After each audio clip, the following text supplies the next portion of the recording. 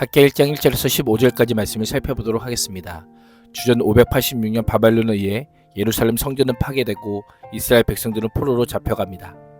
주전 538년 바사의 고레스 왕은 유다 백성들에게 예루살렘으로 돌아가 성전을 재건해도 좋다는 조서를 내립니다. 약 5만여 명의 유대인들이 예루살렘으로 돌아와 성전을 건축하기 시작합니다. 그러나 주변 민족들의 극렬한 반대로 결국 중단되면서 성전 재건에 대한 열정을 잃고 자신의 필요에 더 관심을 갖게 되었습니다. 생계를 위한 일에만 몰두하던 그때 하나님께서 학개 선지자를 통해 성전 건축을 재개할 것을 촉구합니다. 1절은 표제입니다. 다리오 왕 제2년 6째 달 초하루에 학개 선지자가 여호와 말씀을 받아 유다 총독 스룹바벨과 대제사장 여호수아에게 전합니다. 스룹바벨은 바벨론의 시, 바벨론에서 태어난 자라고 하는 의미입니다. 스룹바벨은 바벨론으로 끌려간 유다 왕 여호야긴의 손자로 유다의 정통 왕위를 계승할 자격을 갖춘 자였습니다. 여호수아는 여호와께서 구원하신다라고 하는 의미입니다. 2절에서 6절은 백성들의 잘못을 지적하시는 하나님입니다. 2절은 스룹바벨과 여호수아에게 말씀하시는 분이 만군의 여호와임을 밝힙니다. 만군의 여호와란 하늘과 땅의 모든 권세를 손에 쥐고 계신 절대 주권자로서 거룩한 전쟁을 수행하시며 하나님의 백성들 위해 싸우시는 하나님을 강조할 때 사용하는 하나님의 이름입니다. 만군의 여호와께서는 학개 선지자를 통해 이 백성이 말하기를 때가 되지 않았다, 주님을 성전에 지을 때가 되지 않았다라고 말한다라고 하며 책망합니다. 포로에서 돌아온 백성들은 성전 건축이라는 사명을 부여받았음에도 지금은 성전을 건축할 상황이 아니라고 하였습니다. 성전을 지을 때가 아직 이른 것이 아니라 16년 동안 철저하게 무관심하게 지냈으면서 아직 때가 아니라고 하며 하나님의 뜻을 외면하고 있었던 것입니다. 어디서 많이 들어본 표현 아닙니까? 우리가 자주 사용하는 표현입니다. 아직 때가 아니라고 하면서 섬김과 헌신의 자리에서 한 발 뒤로 물러설 때가 있습니다. 순종하라고 하면 아직은 상황이 아닌 것 같아요. 상황이 좋아지면 할게요 라고 말합니다.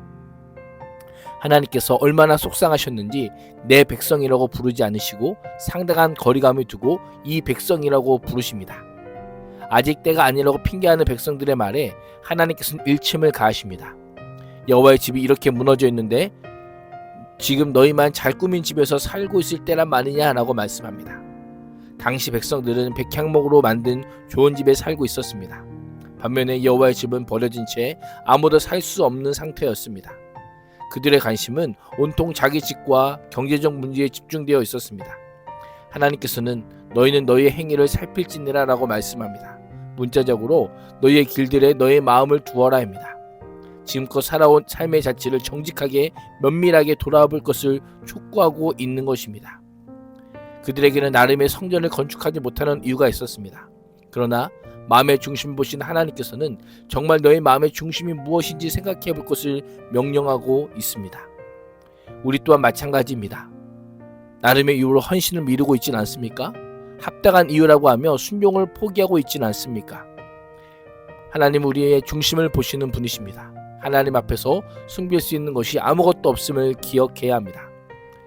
그들은 직면한 경제적 어려움을 타개하는 것이 선양돼야 된다고 주장했지만 형편은 결코 나아지지 않았습니다. 씨앗을 많이 뿌려도 얼마 거두지 못했으며 먹어도 배부르지 못하며 마셔도 만족하지 못하며 입어도 따뜻하지 못하며 품꾼이 품삯을 받아도 구멍이 뚫린 주머니에 돈을 넣음이 될 정도로 아무리 고생해도 그 노력이 허망할 뿐이었습니다. 7절에서 11절은 현재 상황에 대한 하나님의 판단입니다. 하나님께서는 다시 한번 너희는 자기의 행위를 살필지니라고 명령합니다. 하나님께서 마음을 다해 그들의 길을 숙고하라고 하시며 5절에서는 과거의 길을 살펴보라, 7절에서는 앞으로의 길을 살필 것을 명령합니다. 이 명령이 반복되는 이유가 무엇입니까? 이스라엘 백성들이 자신들의 삶에 대해 평가하고 돌이켜 반성하는 모습이 전혀 없었기 때문입니다. 반성 없는 악하고 게으른 삶을 사는 모습을 본 학개 선지자는 같은 명령을 반복하여 선포하지 않을 수 없었던 것입니다. 8절에서는 구체적으로 무엇을 해야 할지를 알려줍니다. 3가지 명령이 주어지는데요. 산으로 올라가서 나무를 가져다가 성전을 건축하라입니다. 하나님께서는 예루살렘 인근 산에 올라가 아무 나무라도 가져와서 내 집을 세우라는 겁니다. 왜 이런 명령을 하실까요? 하나님께서 중요하게 생각하시는 것은 값이 비싼 백향목을 화려한 성전으로 짓는 것이 아니었습니다. 아무리 보잘것없는 나무라 할지라도 마음이 담긴 여호와의 집을 원하셨기 때문입니다. 그러면 내가 그것으로 말미암아 기뻐하고 영광을 얻을 것이다 라고 말씀합니다. 성전이 완성되면 제물과 예물을 받으시듯 하나님께서 기뻐하시면 영광을 드러내실 것이다 라고 말씀하고 있는 것입니다. 성전 재건을 재촉하는 이유가 무엇일까요?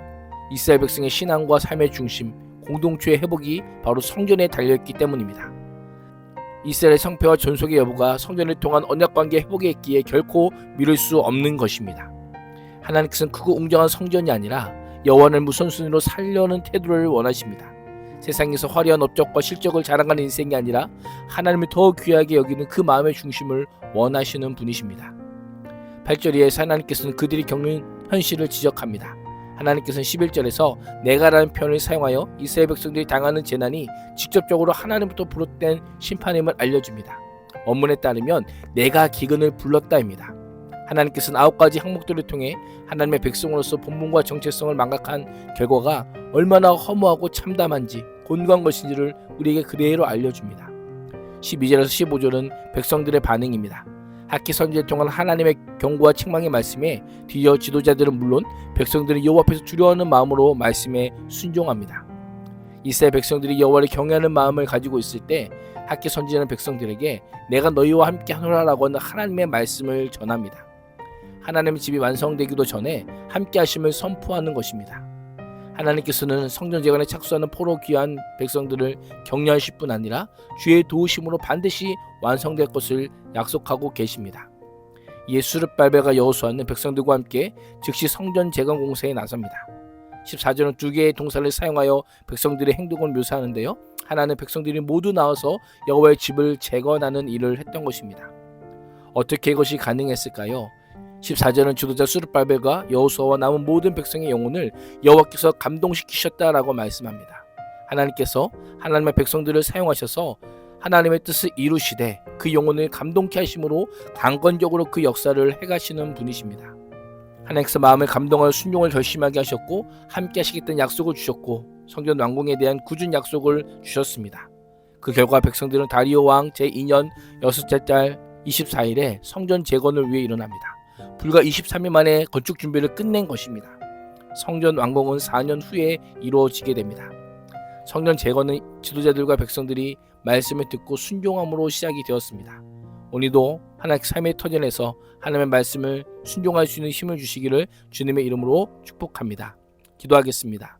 하나님, 오늘도 읽고 묵상하는 말씀에 경외함으로 반응할 뿐 아니라 적극적으로 순종하는 삶을 살 수 있게 하여 주옵소서. 예수님의 이름으로 기도합니다. 아멘.